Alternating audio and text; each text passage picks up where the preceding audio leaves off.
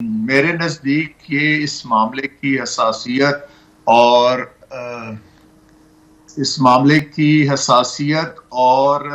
नज़ाकत को समझते हुए वे फॉरवर्ड का होना जो है वो इम्पोर्टेंट है। और जाहिर है ये एक कंसल्टेटिव मैं इसको प्रोसेस कहूँगा कि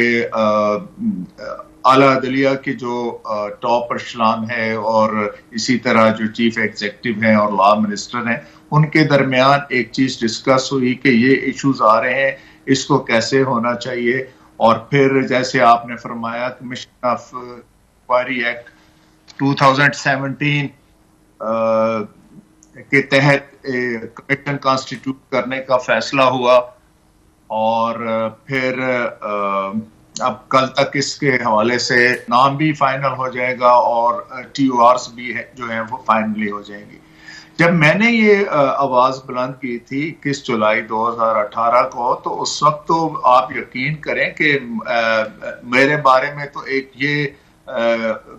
मीडिया पे कैंपेन कर दी गई और मुझे एक पर्सोना नॉन ग्रेटा डिक्लेयर कर दिया गया, जैसे मैं राह का एजेंट हूं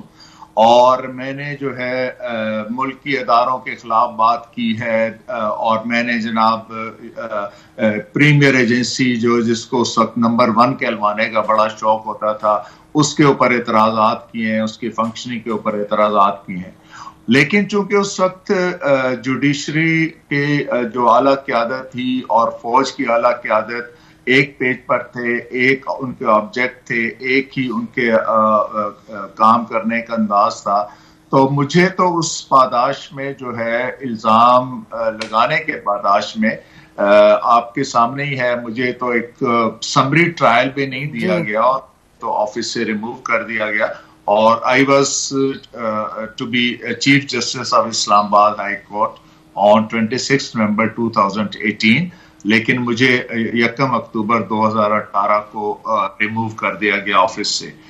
और उसके बाद जाहिर है आपके सामने ही है चीजें कि अक्टूबर 2018 से लेकर अभी मार्च 2024 तक मैंने एक कानूनी जद्दोजहद की, जिसके नतीजे में अल्लाह ने मुझे सुरखरू किया। और आज जो ये मेरे साथी जजेस हैं 6 इस्लामाबाद कोर्ट से, ये उसी डिसीजन को बेस कोर्ट करें, बिल्कुल बेशक उन्होंने कोर्ट किया जी, बिल्कुल जी उसी की प्रोटेक्शन में आप कह लें या उसी के अम्ब्रेला ये भी इन्होंने ये इकदाम किया है। जो मेरी एक राय में वैसे सुप्रीम जुडिशियल काउंसिल को ये लेटर नहीं निकलना चाहिए था, लेकिन अगेन ये एक टेक्निकल एस्पेक्ट है। The honourable chief justice of Pakistan acted very wisely और उन्होंने इस टेक्निकल मामले में पढ़ने की बजाय असासियत को मद्देनजर रखते हुए फौरन फुल कोर्ट मीटिंग बुलाई, उसमें रखा, फिर मैटर टेक अप किया, फिर उसके बाद दोबारा उन्होंने फुल कोर्ट मीटिंग को सारे मामले से आगाह किया। तो बहुत ज्यादा फर्क है, मैं इस लिहाज से बहुत खुश और मुतमईन हूं। अच्छा जज साहब जी, आपने बड़ी क्लियरली फरमा दिया कि किस तरह से डिफरेंस क्या है, किस तरह आप कह रहे हैं कि बिल्कुल एक पॉजिटिव ये डेवलपमेंट है। ये बता दीजिएगा जो ये तनकीद की जा रही है कि और ये कहा जा रहा है there is one school of thought उनके मुताबिक कि सुओ मोटो लेना चाहिए था और प्रोसीडिंग्स कोर्ट में होती, ओपन कोर्ट में, इस पर आपकी क्या राय है जी? देखिए, सुओ मोटो के तहत तो आर्टिकल 184(3) की ही प्रोसीडिंग्स हो सकती हैं। वो तो इस सारे अमल के बाद भी एक ऑप्शन मौजूद है।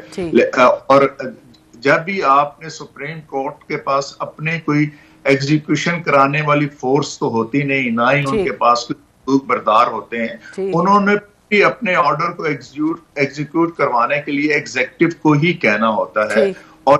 अब हम जिस मुल्क में रह रहे हैं जहां पर मामलात की नजाकत है कि छोटे छोटे मामलात पर यहाँ पर इमरजेंसी लग जाती है, किसी का जाती कोई वेंडेटा हो तो वो मार्शल लॉ लगा देता है, तो इन सारी चीजों को मद्देनजर रखते हुए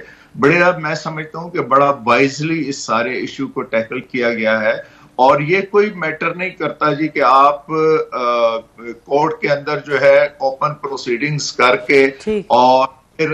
उसमें से रिजल्ट कुछ ना निकले। असल हमारा जो मकसद सामने होना चाहिए वो रिजल्ट, और ये पाकिस्तान में खैर पहली दफा इस तरह हो रहा है कि एटलीस्ट किसी की कंप्लेंट के ऊपर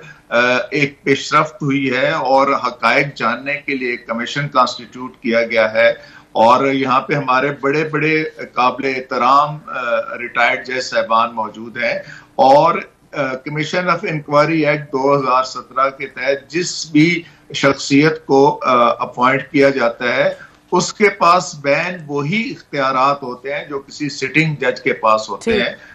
जी, तो इसलिए मैं कहता हूं कि ये इतराज कोई इतना ज्यादा आप कह रहे हैं ये ठीक है, उसमें जान नहीं है उस इतराज में, आपके कहने के मुताबिक